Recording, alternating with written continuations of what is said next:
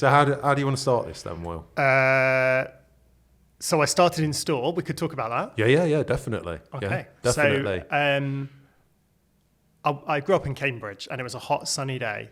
And I had two reasons. Setting the scene. Yeah. Nice. I had two things I was looking for. The first was music, and the second was air conditioning. So I didn't want to be standing in a shop in silence, and I didn't want to be really hot. Right, and then next had okay. air conditioning and music on. And then here I am today.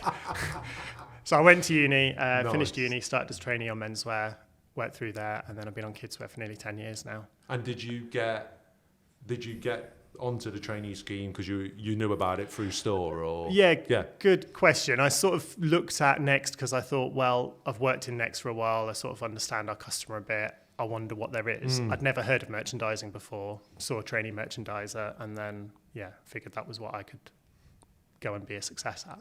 And did that fit kind of what you were interested into as well? Because you said that you went uni, did you? Yeah, so I did business studies at university. Okay. Yeah. I mean, it's interesting when you look back and you think, I was quite into clothes, wasn't I? And I was quite into numbers, and I was really into business. And business would probably be the one that I would say was my top thing. That was really what I was looking for. Right, okay. But now when I look back, I did used to take more of an interest in some of my peers and things. Probably shouldn't say that because I might watch it. And then but I was into it. Yeah. And I really liked how merchandising combined, trying to make a lot of money for us, but looking at product and thinking, are people going to love that, or what's the scale of the opportunity from what I can see. So. And you've always been in merchandising, then, is that right? Yeah, so that's right. Yeah. You started as a trainee merch all the way up until merch manager.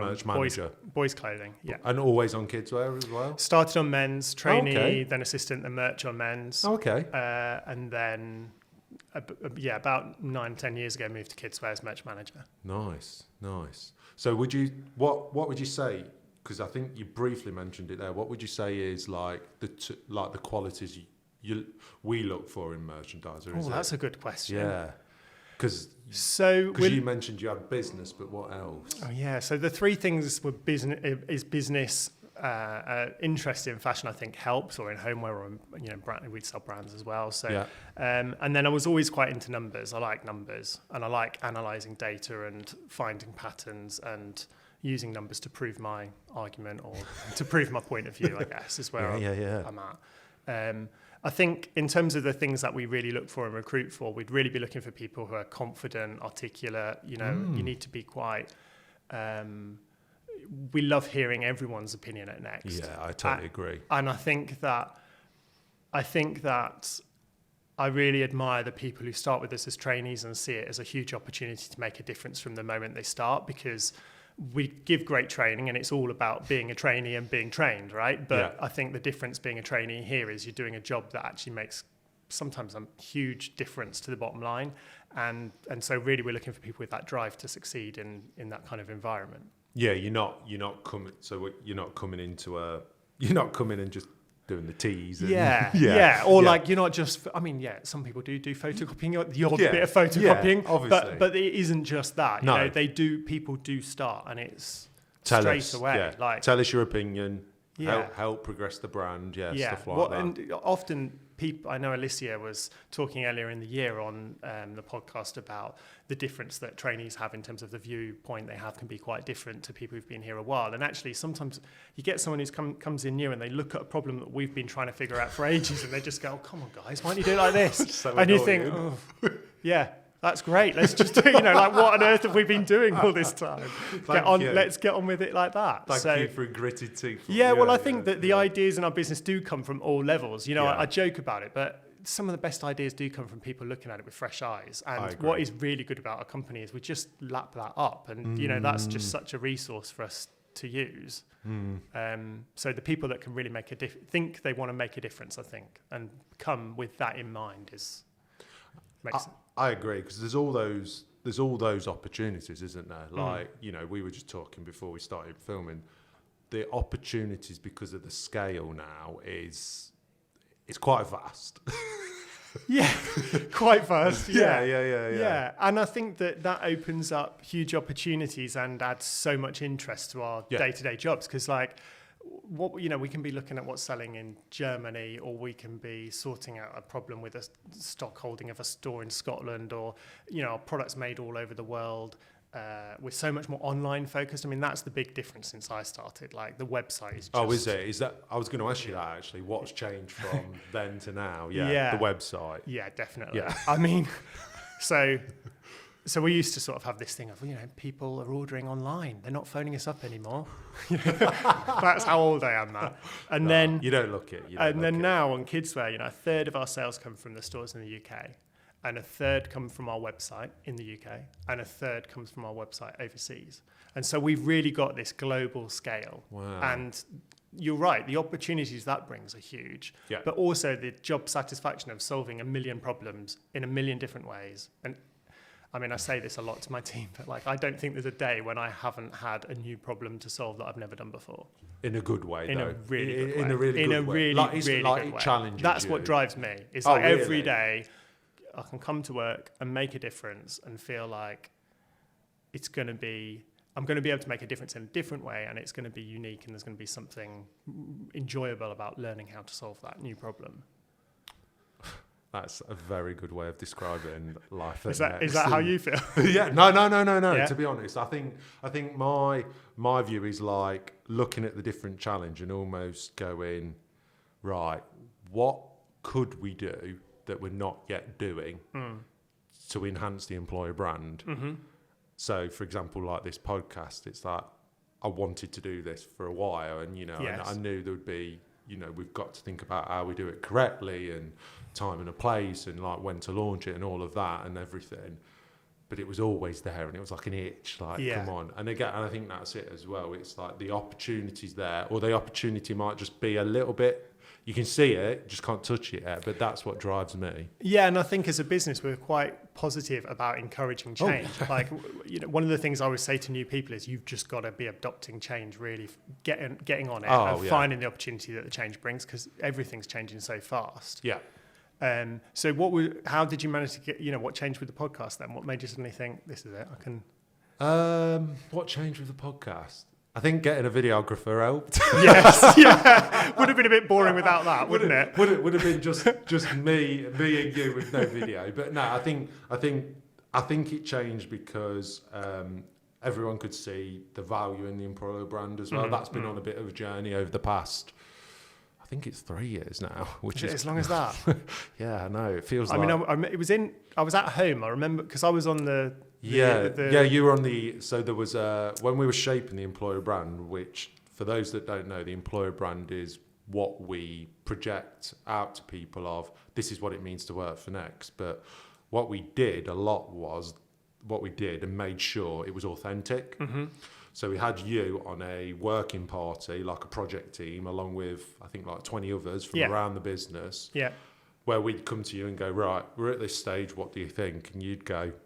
No. Yeah, I mean, you can be honest, Matt. What did I think? Yeah. Well, I remember at the start, you were a bit like, why are we doing this? Yeah, like, what is this? What is this? Like, everyone knows this. I'd never heard of employee brand. No. And I just thought, but we are this. We are already this clever company that has all these things. Yeah, we don't tell people, but do they need to know? Why do we need to tell people?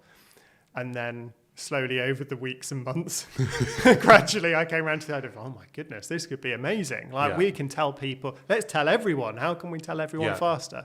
And I think that, not only is it about telling everyone outside, I totally agree, Matt, but there's a lot about the difference it makes to the culture internal. Oh, yeah. And, I can see in my teams the way that people respond differently to it's like our company has a voice and a way of speaking to us that just didn't really exist before. No. And it's weird to think back now to how could I possibly not see this was missing when it's such a big part of our company today. It's odd, isn't it? Because it's really odd, and it is such a new kind of not industry. It's like marketing, but it's about culture as well, and it's about people, but it's also about recruitment and retention. So it's a real mix, and that's quite. I like that. It's loads of variety, but you're really right on the internal perception, because if people internally know it, but then feel like they've got the voice to then project that in turn is going to do the business, you know, that will do the business tenfold, you know, 10 times more better than what I could ever do on this podcast, or you know, what Life at Next could ever do. So if you're talking about, you know, what you're doing with your team or anything, your network of people, it's going to be more trusted than a brand going, look at Will. But if Will's saying, this is what I'm doing, everyone's going to go, oh yeah, they're doing that. It's not, doesn't seem like a smoke and mirror. So we always try to keep it authentic. Yeah, and I think honesty is a big part of this. 100%. Because I talk a bit about wellness, or I talk about leadership, and you know how we work as a team and things. And I think with all of this, I always feel like, look, I don't know, I'm not an expert in this, and I think that there's a lot that we have to recognize, that all of this is we're just trying to get better and better at all of this. And so, you know, on the wellness thing, we were talking the other day about, you know, I go for a walk, or I encourage my team to go for a walk sometimes really at good, lunchtime. That is and really good. But, you know, that's selfishly, that was partly because, you know what, I need a break. And this makes a big difference to my afternoon. I come back, I'm refreshed, and I can make more of a difference. And then I thought, I wonder if it can make more of a difference to everyone else's life and work balance and efficiency and things. But I'm not perfect at managing people or at encouraging people in wellness, but I'm just trying to do something that, if it benefits me, then can't it benefit other people as well? Yeah, and I think you said something there, and I think that's slowly become my new mindset and mantra. I just want to get better every single day. I don't care what it is, whether I'm doing exercise or this podcast, or, you know, I'm helping someone manage and develop. I just want to get better and better and work with really good people as well. That's all I want to do. And I think that's where it comes from. And I think you're right. You're never going to stop being, you're never going to get to that, oh, I'm a perfectionist. In anything, never. But I think sometimes thinking that you're not a perfectionist can stop people from diving in and getting started. Yeah, 100%. And you just got to have that reflection of, well, I'm not, so I'll just start now and then I'll get there. Just start. Yeah. Just start. Like, there you go. There's a good phrase. Yeah, just start. Just start. Like, and the other thing I think with the just start aspect of it is, I often talk to my team about, when something goes wrong, I want us focusing on the solution and the prevention, and I don't really want to be focusing any time on what's gone wrong or how we got to that situation. You know, in terms of who did it or what they did. You want to understand. I want to know what went wrong. Yeah. Why did that happen?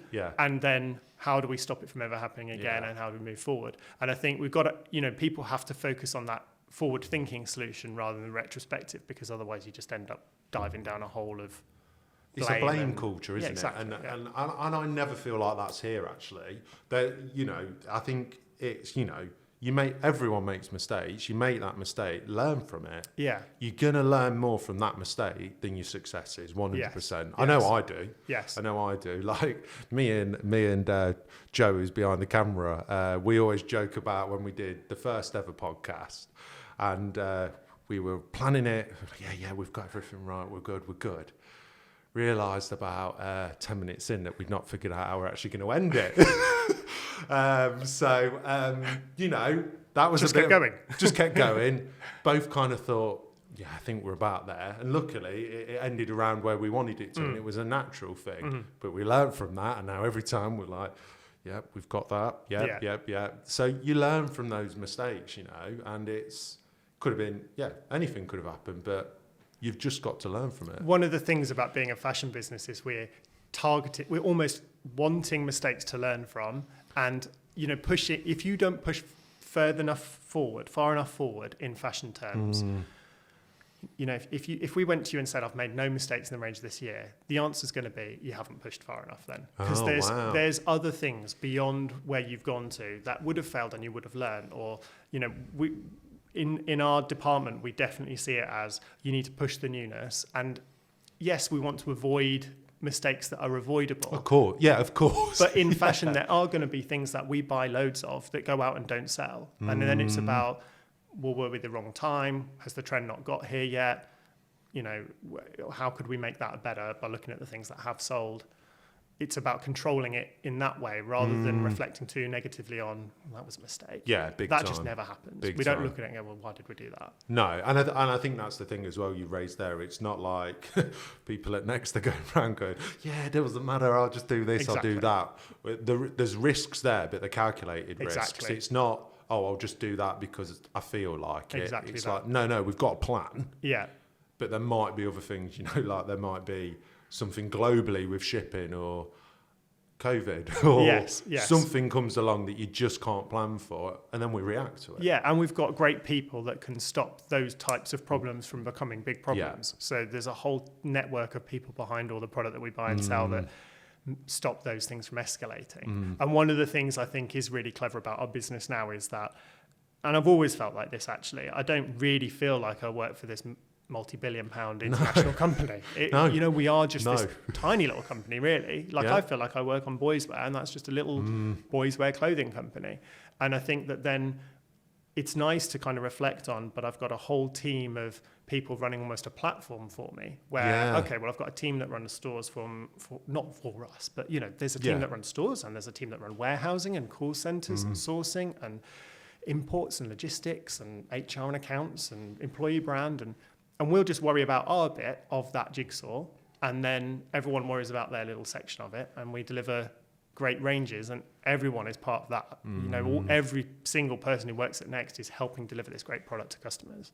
Yeah, I've said that a few times on this podcast, actually, that it's crazy the amount of mini industries that are here. Yeah. I think even just on the Enderby campus alone, you're just like, what? There's just so many, and even in product alone, yes, you've got like designers and buyers and merchandisers and technologists, and then you've got managers who are managing people and developing them, and it's like it's just, and that's it. I think once you come in and see that, you're like, oh my, there's a lot of opportunities here. Even if I started as a merch, you could have gone, oh, I'm going to go into data. Yes. Or, oh, actually, I do prefer more of the fashion. Can I switch to buying? But obviously you kept down that path, and here you are now. So being a merch manager, do you spend more time now focusing on people? Is that just, does that kind of come with the job almost? Yeah. Absolutely. Yeah. So what I was asked to interview, what does a merch manager do when I interviewed for this role? And I said, well, I think it's about managing three things. I'm a big fan of the power of three. Okay. So I said it's about managing people, and it's about managing profit, and it's about managing the product. And then those three are what a merch manager does, and those are the three. And I think that the longer I've been here, the more I've valued the people side of it, because ultimately, without people, we just don't have anything else. I'm sure you could argue without product. Just two mics here, right? Yeah. You can obviously argue without product, I haven't got a job. But, the people is the bit that drives me to make a difference to, and also where you can see great people then making a difference to product and to profit is really easy to see. It's easy to witness. One of my assistants the other week, assistant merchandisers, saw something go out on sale, and then within 4 days we'd gone back and bought 20,000 pieces of this item because it had a good 4 days. And that happened on two teams in the same week. So it's two different people. These are people who fairly early in their career, maybe 4 or 5 years working at Next, and they're making decisions on £250,000, £400,000 worth of stock and going off and buying it as though it's their own company. And that is the kind of thing that I find really exciting, because I just think, how many jobs do you get an opportunity to be trading in huge numbers for a brand, but also you can make these decisions fairly autonomously. You can just get on with it. Do you ever look at those? Because for me, for someone that doesn't work with figures or do you ever look at those figures or just go, ooh, that's a big one? That's a lot. That's a lot.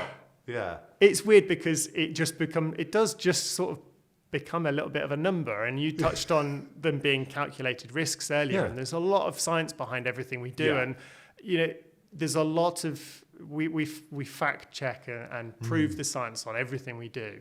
So once you've joined us and you've got to a point that you start to get around those sorts of ways of working, I think it does become quite natural to forget that it's a huge number. It's a huge number, but ultimately buying 20,000 is the same as buying 2,000. You just got to put an extra zero when you buy it. I did. Yeah. I mean, I did famously make a mistake like that when I was a trainee and bought 4,000 of something instead of 400. Oh, So, really? yeah. No. Yeah. Really? Let's not go into that. We won't go into that. That did happen. Just think. happens though, Yeah. slip of the finger, like, oh, what was it? Definitely doesn't happen anymore. No, definitely not. And you almost mentioned there, just going back to the people, that's grown over the years and you've got more value in that. What's helped grow that? I think having a great team helps you feel interested in promoting their, like growing your team is easier when you can see a very talented team. So I've always had talented teams working for me, but I think that once I switched my focus to identifying that, then it became a bit easier to spend my time doing it.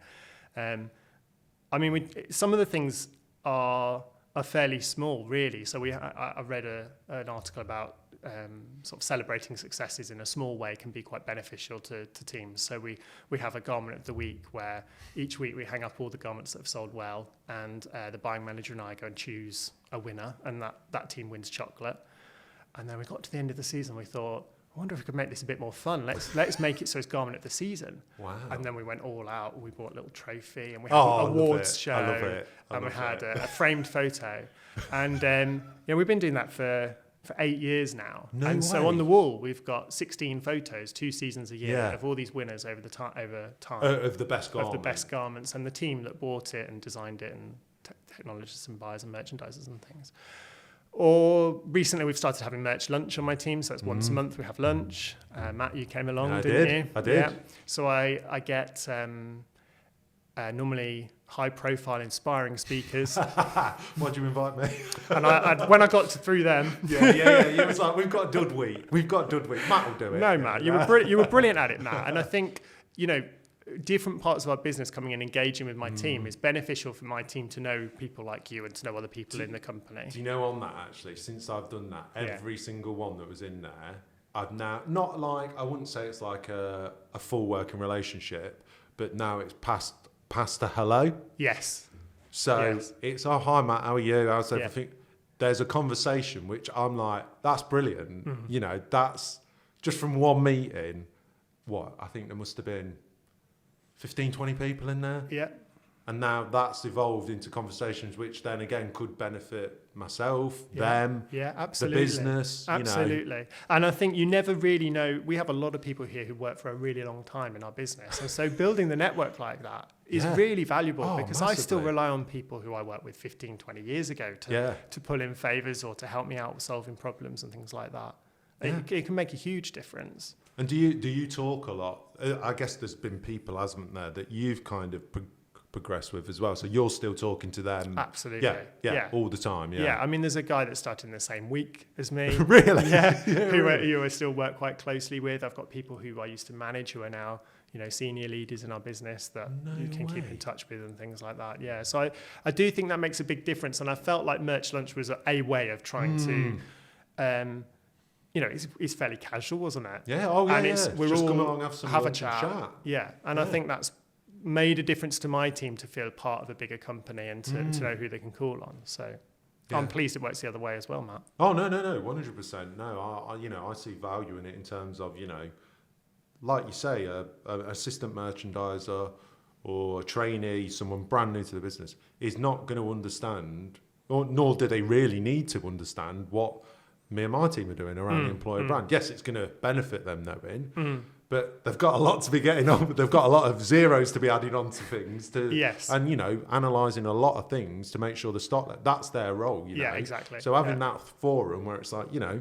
everyone, utilise your lunch, we're still all eating and relaxing. It was just very, like you say, very, very casual. So, I really benefited from it. So there's that as well. And one thing I know you mentioned earlier as well, doing your is just those simple walks. I know you're downplaying it and saying, "Oh, it's just," but but with all these things, Matt, this is not. These aren't big deals. But not everyone does them either, do they? You see, so I think it's good for people to think, oh, I don't have to take the team out. But it's let's just start, isn't it? Yeah, let's just do it. Just do it. Take it on. Just do it. Let's take it on. Oh, yeah, I get that said to me a lot. I do. I mean, to be fair, I did a course with our talent and development team. Yeah. Really, really good in-house team. They'll love that little plug. But again, it asked you to think about what your kind of your brand was. Yes. And what you wanted to say and what your kind of strapline would be getting. Okay. And at the time, I thought, I'm not going to do this. Like, I do this all the time. I kept thinking about it, and I've settled on let's begin. Nice. That's mine. So, just start. Let's begin. It's like collective. You've always got to start with something. So that's kind of my little thing now. And to the point where I'm even like designing little like posters with it. And I've got it on the back of my MacBook.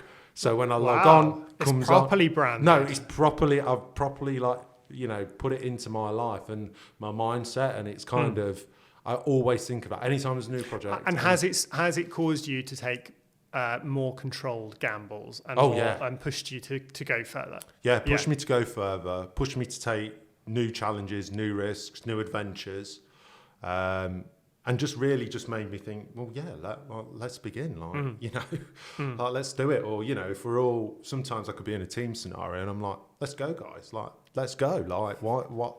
Let's try it. And I think everyone's a bit like, okay. Great. Yeah, great. So I think, there's a lot of power in that. But yeah, I think that's probably come a little bit as well from let's take it on as well, which is the next kind of employer brand. But it's interesting how much let's take it on really feels part of our culture even before we started saying it. You read it and you just think, yeah, that is what it's like here. And that was the important thing. It wasn't. We had loads of discussions with yourselves, with the core. There was like a core project team, which was made up of people from like HR and also market research. And people. It was all based on research, whether internal or external as well. And the idea was, it's the North Star. So if you don't remember anything else about what it means to work for Next, it's let's take it on. Mm-hmm. And that's what it's meant to feel like, not... Again, going back to that authenticity. The thing I particularly reflect on recently, or in that let's take it on, is the lack of the freedom it sounds loads. like. And I think that is really how it is. We've got lots of, there are lots of rules and there is lots of processes in how we buy and how we work. But there's also a great deal of freedom of, if someone's got a great idea or someone's got an item that they've designed that they think's great, as long as some people like it and we can see that some customers will like it, then let's take it on. Well, it's that example from earlier, Will, that you said with your assistant merchants. Yes, 4 days, they're like, let's go. We've got to go. We've got to take this on. We're going to get something really good from this. Yes. It's incredible, isn't it? And I like, and this is what I like, we're not telling people anything. You're not going to come into the business and go, what are you on about? Yeah. I thought you said, let's take it on. There was those two guys sitting on a podcast talking about let's take it on. And I've come in and it's that's not true. That's not true. But no, it really is. It really is something that we settled on. And everyone was like, yeah, it took us a while. As you'll remember. But I think the other thing about let's take it on is the reduced hierarchy I feel that our teams have now. And I really want my teams to be able to feel that they can suggest an idea that I might say yes to or I might say no to, but they're totally fine with suggesting it even if I say this is not really what we want to do or this is really what we want to do. Most of the time it's let's go and do it. And I think that we, as an outsider, when you come here, a lot of people talk about how, the directors are normal people, the merch managers are normal people, the buying managers are normal people, like there's a real feel of like we're just all on the same team trying to win. There's very little sort of these people versus these people, and that's something I really try to get amongst my teams. And we just touched on how they might get to know people across the business, and I think that's one of the things I want my team to feel is that we've had head of HR product came for a merch lunch, or we've had the head of UK Online, or some really big names of people who you might be a bit fearful for if you didn't know them already. But then you get to know them, and everyone's really open to let's take it on, aren't they? So yeah, I mean, we are, like you say, we are just all people. We're just people that want to do the best possible job. That is literally what we are doing every day. And I think that kind of inclusion, regardless of level, has definitely grown over the years, wouldn't you say, from, over the past, since I've been here, definitely. Yeah. And also the honesty that people have in talking about things. So I was chatting to a guy the other week about imposter syndrome, and I was thinking, this person I'm speaking to is really important. I mean, like, really important. I won't say who it is. And I was thinking, but surely you don't have imposter syndrome when you're as important as that. But then my team look at their merchandiser, or they look at me and would say the same thing. And I'm thinking, no, but everyone has imposter syndrome. Everyone does it. I talked the other week to some of my team about how, I kind of feel like you need to sort of reflect on it and allow it to push you to be better. So I spend some time each day on my very short commute home thinking, what went wrong today? What went right today? Yeah. Where's the balance on, where do I move that needle on? Do I need to be firmer with people? Do I need to explore the opportunities or the problems tomorrow? Or, where do I take tomorrow based on what's happened today? And I used to get quite caught in an imposter syndrome of what had gone wrong. And then what I was saying earlier about focusing on solutions and focusing on moving forward, I think that really helps you to sort of frame, okay, is this something that I can do better tomorrow? In that case, let's go and hit it tomorrow and improve day by day. That's good you've built that in, because that's definitely something at the moment I'm definitely evolving more and more, because I guess before I always used to think, I'll just keep on to the next thing, on to the next thing, on to the next thing. But if you don't do that reflection, the next you're not learning as well. So it's a really, really important thing. And my team spend a lot of time learning like that, and we do it intrinsically with our ranges, with the money we've spent, with the suppliers we've used, with the product we've bought, with where we've, what stores or what online, where we've sold it. But recently, I think I've been trying to encourage more of that as a reflection of yourself as well, and not just of what's happened and what we've done as a business. Yeah, because I guess you could just go very task focused. Yeah, of course. Yeah. But it's like, actually, when someone told me that, how did I react? Yeah. Yeah, that's a good one. Yeah, like that's a big one for me. I'm going to be honest. Talk about that, Matt. Yeah, my team are probably like, oh yeah, that is a big one. You're going to get a few comments on the YouTube loads of comments like, he is reacts. But that's the thing. Going back to right at the start, it's not you're not perfect. No one's perfect with it. But as long as you're willing to go, all right, I'm going to work on this. Yes. And you can be, and everyone's really open. It's like I say to the team, I'm working on this. I'm working to get there. I'm working to understand and take that in. Yeah. That's 100% where I'm at. Yeah. But I used to not be like that. But now I'm just like, no, I have got a lot to work on, and these are what I'm doing. It's great. Well, thanks for coming on, Will. Welcome, Matt. No, that was brilliant. Like I say, we've worked together on employer brand stuff, so it's brilliant that now we're actually in an environment where we're actually projecting that out now. Yeah, so, really good. Yeah, thank you. Thank you very much. Let's take it on. Or what's yours? Let's begin. We'll go with let's take it on, though, because it's next. Let's take it on, Matt.